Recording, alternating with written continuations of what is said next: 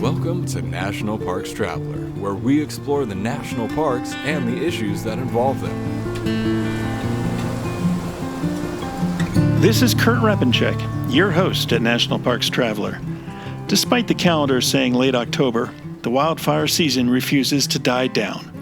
Flames from the East Troublesome Fire crossed into Rocky Mountain National Park in Colorado this past week, forcing the evacuation of Grand Lake on the western side of the park and prompting closure of the entire park to visitors. Elsewhere in the national park system, a World War II bomb washed ashore at Cape Hatteras National Seashore in North Carolina, and 5 landscape architectural firms released their visions for repairing the tidal basin at the National Mall in Washington, D.C. You can read those and other stories about national parks and protected areas at nationalparkstraveler.org. We are not alone in this world. We share it, obviously, with wildlife and marine life and the vegetation that grows on land and in the oceans. How we treat those landscapes can have detrimental impacts to those other life forms. The push to sink a sprawling open-pit copper and molybdenum mine near Lake Clark National Park and Preserve in Bristol Bay in Alaska has raised more than a few fears of how it might impact the lands and waters in that region. While much has been said about how the mine might impact Bristol Bay's rich salmon fisheries, what about beluga whales that swim in the bay? What is behind the rapid decline of beluga whales in Alaska's Cook Inlet, a 180-mile-long body of water that runs southwest from Anchorage along a number of national parks, national wildlife refuges, and wilderness areas down to the Gulf of Alaska? Is it climate change, environmental stressors, or a combination of both? And how does the health of the beluga whale population in Cook Inlet compare to the health of beluga populations in other Alaskan waters? These are questions a beluga specialist team from the Mystic Aquarium in Connecticut plans to tackle as it embarks on a study to see what's causing the lack of recovery in this critically endangered mammal. The Traveler's Lynn Riddick touched base with Dr. Tracy Romano to get a general picture of beluga whales and what they're up against in their struggle for survival in Alaska's Cook Inlet. The Blue Ridge Parkway Foundation is the primary nonprofit fundraising partner for the Blue Ridge Parkway. It is made up of people who have a deep love for this majestic road and want to ensure that its natural beauty and the experiences it offers endure for generations to come. Show your appreciation at brpfoundation.org. We all aspire to leave a legacy of good, right?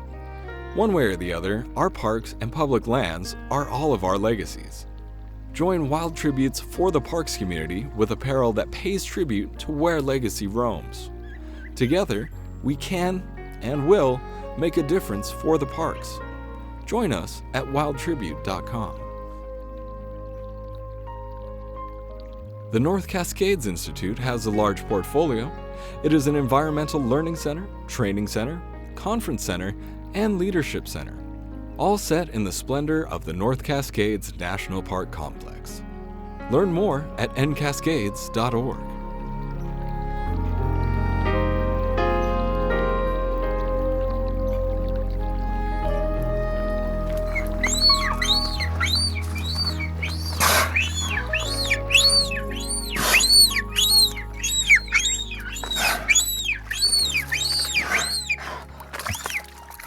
One of North America's leading experts on beluga whales is Dr. Tracy Romano. Dr. Romano is founder of the field of marine mammal neuroimmunology and a leading expert in marine mammal health. She is chief scientist and vice president of biological research at Mystic Aquarium in Mystic, Connecticut, and is joining us from her office at the University of Connecticut in Groton. Hi, Tracy. Welcome to The Traveler. Hi, Lynn. It's great to be here. Thanks for the opportunity. Well, we are very interested in your work on beluga whales and the threats to this diminishing species. First, can you give us a beluga whale primer and the reasons they are scientifically unusual? Well, beluga whales are unique. They're an Arctic and subarctic species. And what we don't know is how climate change is going to impact these wonderful animals. There's so many different facets of belugas. They used to be known by fishermen as canaries of the sea because of all the different types of vocalizations that they emit. They're also a white in color, beautiful animals. They lack a dorsal fin, unlike other cetacean species, dolphins and whales. They just have a dorsal ridge. They also have a very flexible neck, which makes them unique. So they can move their head, turn their head back. They're really adapted for life in the Arctic, in a harsh environment. And the Arctic right now is ground zero for climate change. And so belugas, along with many other Arctic species, are under threat. And we don't really know what will be the ultimate fate of these animals, but we're doing all we can to ensure that they survive and they thrive and do not become extinct. How long can they live in the wild? There have been records of animals in the wild living up to 60 years, although in their 60s, although the average, I would say, is in the 30s to 40s range. And what is their current endangered status? Well, beluga populations, for the most part, are okay. There's approximately 150,000 belugas worldwide. However, there are smaller subpopulations that are under threat. And usually those are genetically isolated, they're smaller in number. And there's examples that we have, such as the critically endangered Cook Inlet population right here in the United States, but also the St. Lawrence population. The St. Lawrence River estuary population is also under threat. So there are sub-pockets of smaller subgroups that are endangered and threatened. And then I might add, again, as I mentioned, their environment is under threat. So we need to make sure that those animals that are currently okay, those belugas that are currently okay, continue to thrive despite all the changes in their environment and the rapid change. Any idea of how many belugas are kept in captivity? Well, in accredited zoos and aquariums, we have approximately 30 something animals, but there are also belugas in other parts of the world that are in aquariums around the world. But I would say in the United States, for accredited aquariums, it's a rather small population of animals. And I'm sure you know not all things are equal for belugas that are under the care of humans. The trauma of their capture, storage, and transportation to marine mammal parks all over the world evokes regular outrage, and often conditions once they arrive, including sustained injuries, inadequate tank size, and overcrowding, are subpar for thriving and survival. So, what do you know about the health of belugas in captivity versus the health of belugas in the wild versus the health of belugas in research facilities like yours? Well, first of all, the aquarium environment, and again, when I speak of aquarium environment, I'm talking of those aquariums that are accredited and go under the rigorous process of meeting certain optimal standards for maintaining the health and care of these animals. And I know of no other animals that are better cared for than beluga whales in accredited aquaria. And I'm speaking specifically from our aquarium at Mystic Aquarium. You take away all of the threats that humans have imposed on their environment. So what's happening in their environment? They're subjected to loud sound through shipping and oil exploration and scientific survey. They're subjected to shifts in prey due to climate change. They're subjected to emerging pathogens with climate change.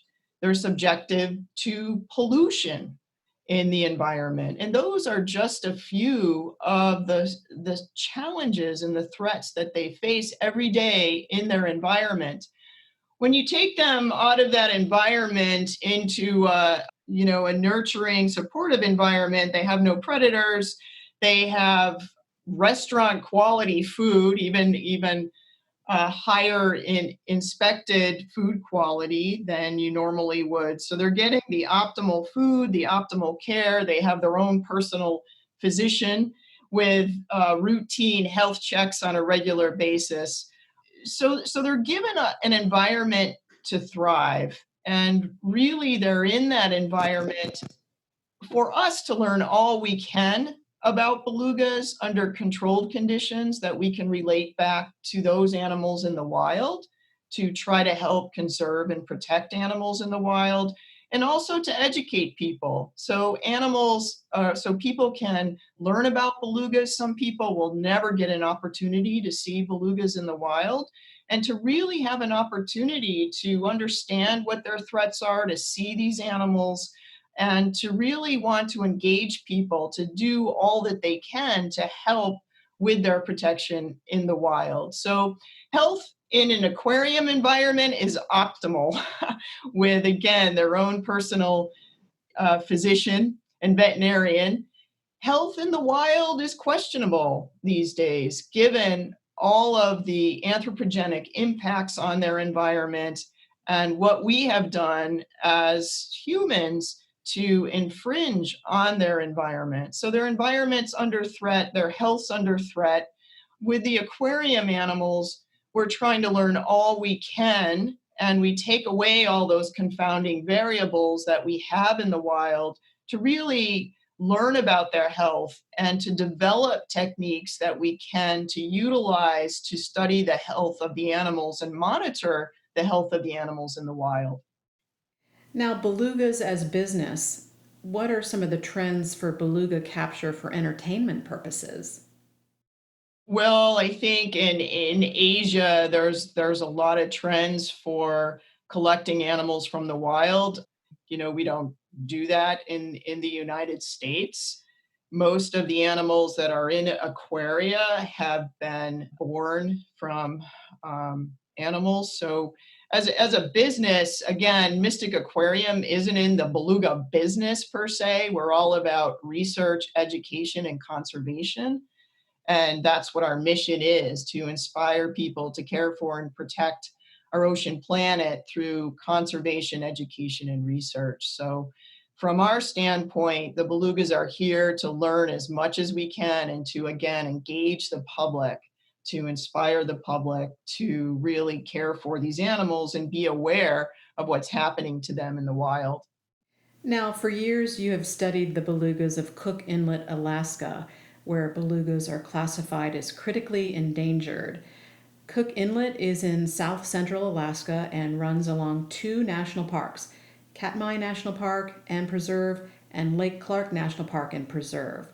Tell us about the geography of that area and why it is such a favored sanctuary for belugas. So I per se haven't studied Cook Inlet belugas myself. We have just been funded to apply some of our health techniques to monitor the population of Cook Inlet belugas. But there is a small population of belugas that have been in Cook Inlet. And these animals, they think the native subsistence hunt couldn't sustain the population. And so a moratorium was put on hunting Cook Inlet belugas years ago, but the animals still haven't recovered. So we're not sure why this population of belugas hasn't recovered. And it's located right next to one of the busiest ports in Alaska, and that's Anchorage. And there's a lot of man-made threats in Cook Inlet. And even the geography itself, there have been a lot of cases where belugas themselves get stranded on the mud flats in Cook Inlet. And that's the geography itself in Cook Inlet, I know has been an issue for beluga strandings. Now, much of your work is creating a baseline of health data for belugas, is that correct? Can you take us through that process? Sure. Again, well, one of the opportunities of having the animals in our care is it's threefold. One, we take away confounding variables that we have in the wild. So for example, we know how old the animals are, we know their health history, we know all about the environment that they live, the water chemistry, we know the water temperature, and we know their source of food and where their food comes from, and we know how much they're eating on a regular basis. So taking away those confounding variables that we don't know in the wild and starting with what we know is a healthy beluga and say that we know it's a male or a female and we know the age and what their environment is like really helps us hone in and answer certain questions. More so, our animals are trained to provide and participate in giving us biological samples. And so we're not capturing animals to get samples. They're actually, for example, giving us their tail flukes and to enable us to take a blood sample to monitor their health from a veterinary standpoint, but also for research purposes. And so without any undue stress, we're getting biological samples such as blood, saliva, breath. They've been trained to exhale into a petri dish. We can get fecal samples and urine samples and take ultrasounds, all with the cooperation of the animals in our care. So it really provides us with a mechanism for getting biological samples to take back to the lab on a regular basis. And then the third thing is that the belugas participate in research experiments. So they can participate in sound studies, for example. We can train them to participate in sound studies so we can look at the impact of certain sounds, not only on their hearing, but also on their health by measuring the response, the physiological response to hormones. We can also take the opportunity to take opportunistic events. So for example, in the beginning, you mentioned transport. Well, we've actually studied transport, and we have the opportunity to monitor biological samples from these animals before, during, and after transport. And we show that, they undergone a routine, regular response. That's normal, thank goodness, because if they didn't undergo this what people call a stress response, then they wouldn't survive. So this is a normal routine response, and we've been able to measure the transport under those conditions. And so we have a reference value before transport, and then we have a scenario that we know is a physiological response. Now, we've started from the beginning because we don't know what hormones are involved. We don't know how long they last, what their timing is. But by studying the animals in aquaria, we've been able to determine what hormones are involved in the physiological response, how long, what the time course is for those hormones, and when they return to baseline. We've also participated in studying animals in the wild, for example. So with other scientists, we capture belugas from the wild, and we're putting satellite transmitters on them to see where they go and to measure parameters in their environment, such as how deep they dive, how frequently they dive, what the water temperature is, and of course their location. But at the same time, when we're catching those animals for satellite transmitters, we can take blood, we can take breath, we can take skin. And so we're comparing what we're seeing in the wild animals after capture versus compared to the reference values that we have of whales in the aquaria. Now, what confounds some of those values is the capture and restraint itself involved in those live capture release studies. But again, it does enable us to measure some of these values in wild belugas. Now, you have just received a $10,000 grant from the NOAA Marine Mammal Lab for a pilot study on the Cook Inlet beluga population, and it's part of NOAA's Cook Inlet Beluga Recovery Plan. Tell us what your study will entail and how much is already known about the health of beluga whales in Cook Inlet currently. So again, to study endangered populations, Most of the research is hands-off.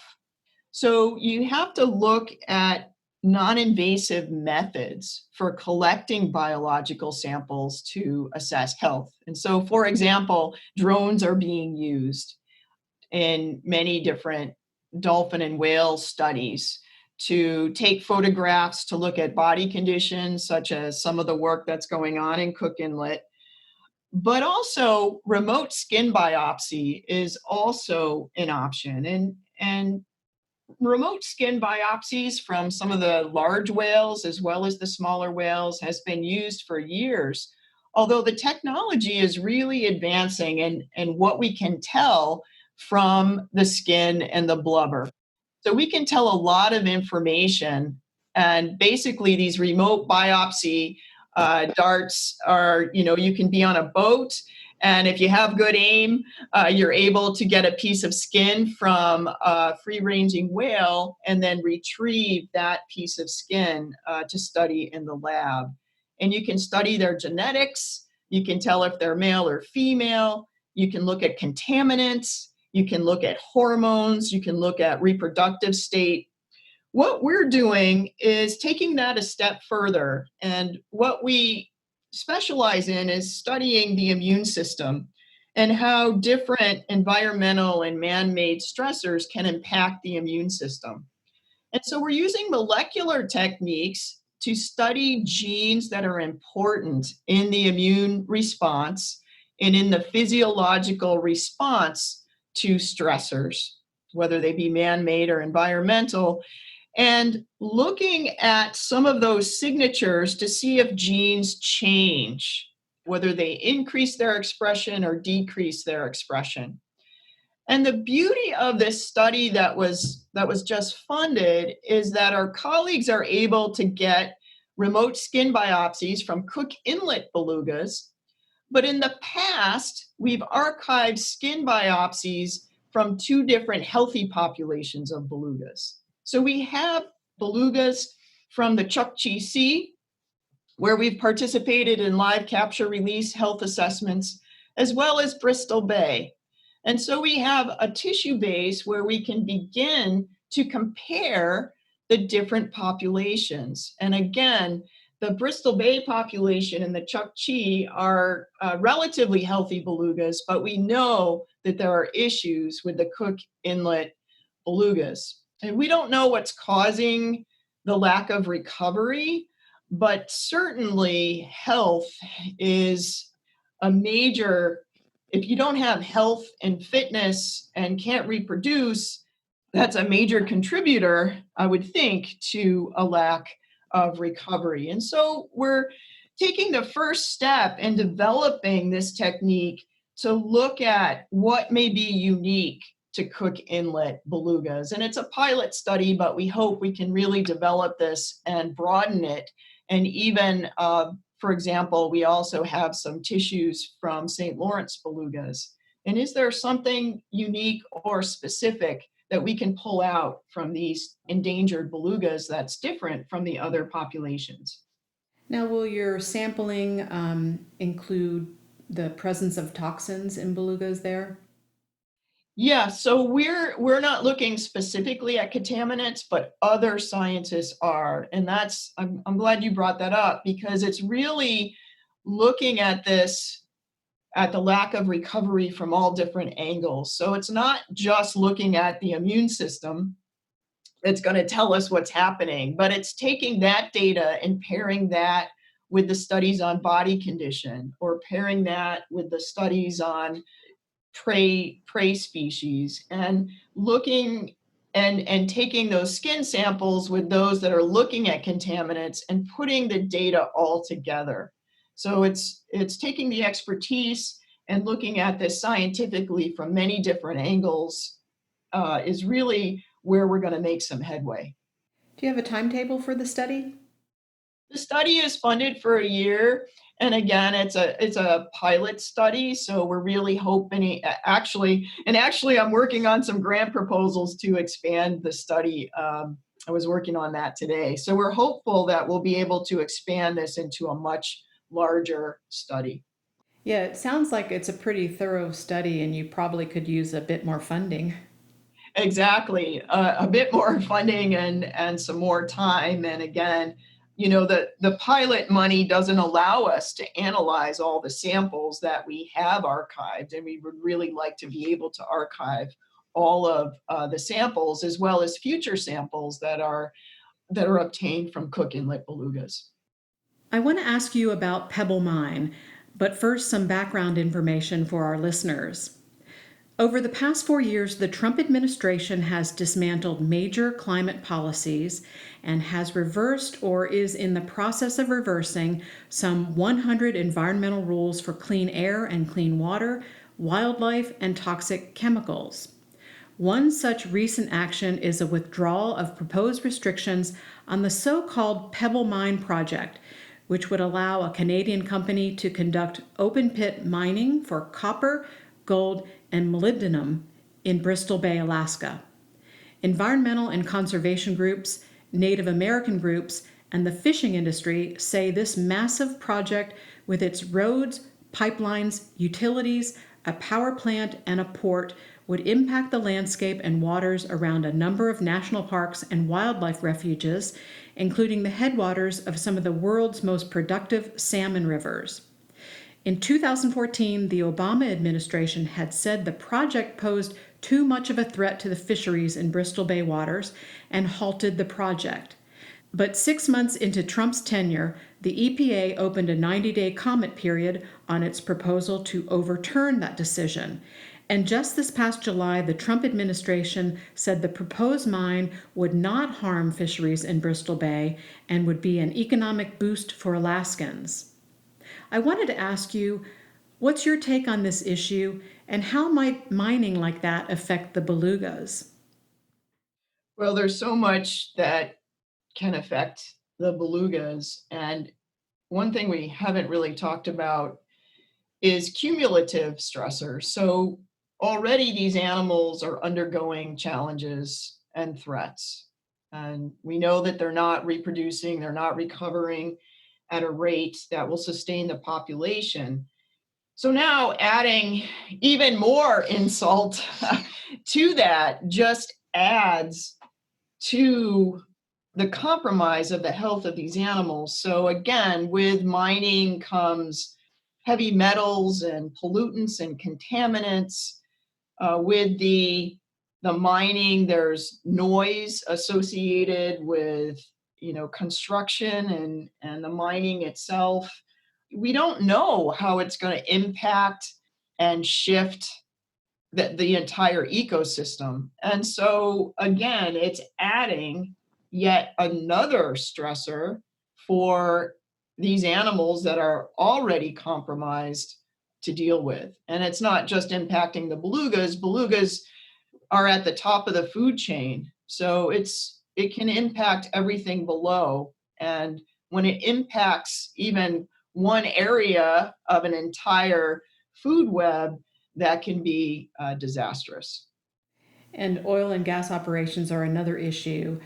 There's already a number of platforms and pipelines in state waters of the Cook Inlet, but just this month, due to low pandemic related oil prices, the Glacier Oil and Gas Company asked state regulators to let them shut down 2 Cook Inlet facilities indefinitely.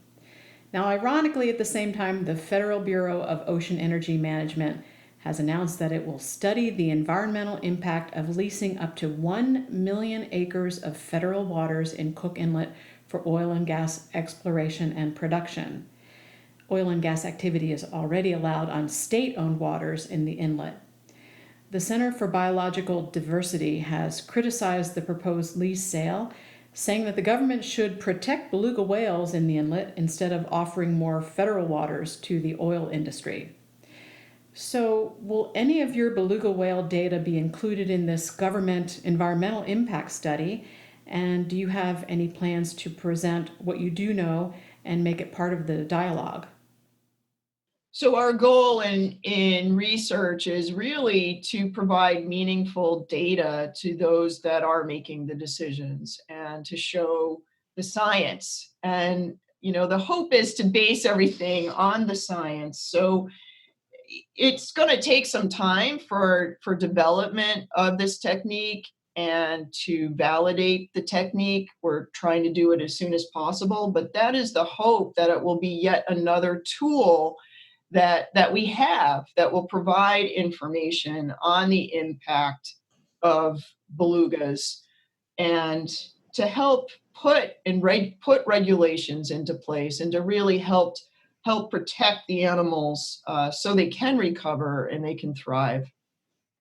Can you describe the relationship of belugas to Native Americans, and how does the decline of belugas affect them? That's a great question. Thank you for asking that. Ever since I was a graduate student, I've had the privilege of participating in research in an Inupiat village on the North Slope of Alaska. And I've really come to understand the link and the strong tie between belugas and the people. And I realized that belugas are not just a nutritional resource for the people. Many times they have to rely on belugas for food. Belugas are a nutritional resource for people on the North Slope.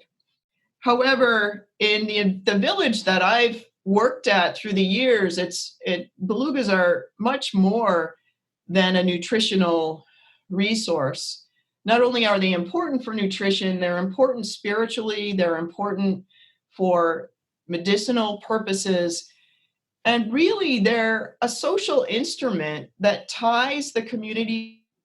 It brings the community together when it's time for the subsistence beluga hunt. And it also, there's a sharing of beluga products within the community, but also outside of the community. And so it really ties people with other villages on the North Slope, and actually other communities globally. And, belugas are part of the identity of people in the North. And if they disappear, that's a question. What will happen to some of these communities that have such a strong tie with belugas and have relied on belugas?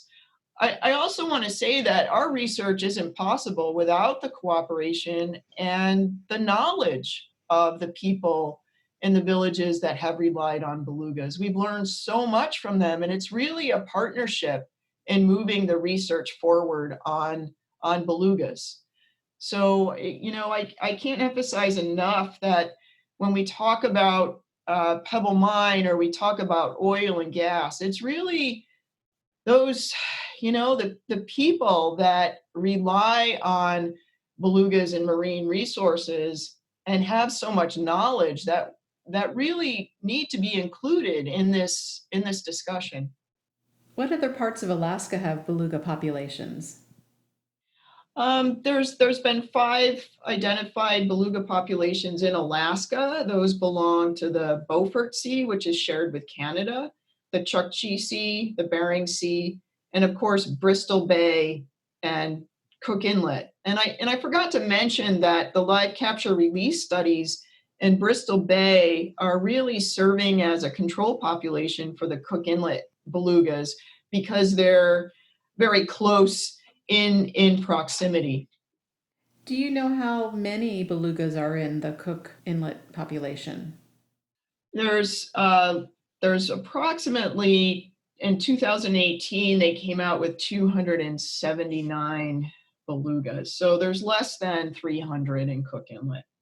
Any idea what a healthy population would be? Well, it used to be 1,300 belugas before the population wasn't recovering. So it needs to be up in the high numbers for a population to thrive. Well, those are all the questions I have. Is there anything else you might want to add about your work with belugas and your upcoming study? Just that it's really important. I think what's so powerful in these studies is studying belugas in the wild and pairing that with studying the belugas under professional care. And there's both of those complement one another. And I'd say I've had the privilege of doing both, of working in aquaria and also studying the animals in the wild. And, this study that we're doing is an example of that. And again, working with the native people, that is so important.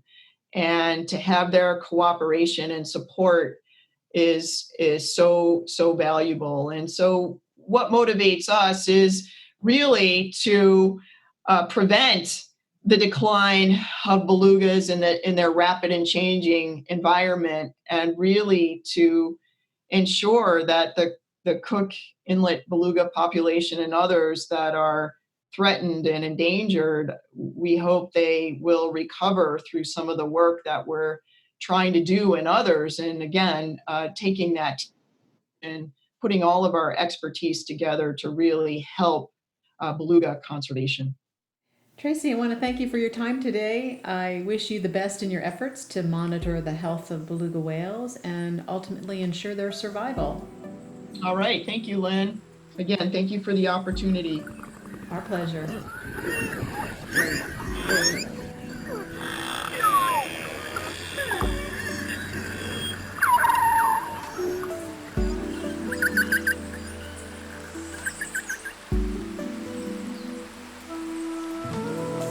Listener and reader support make National Parks Traveler possible every day of the year.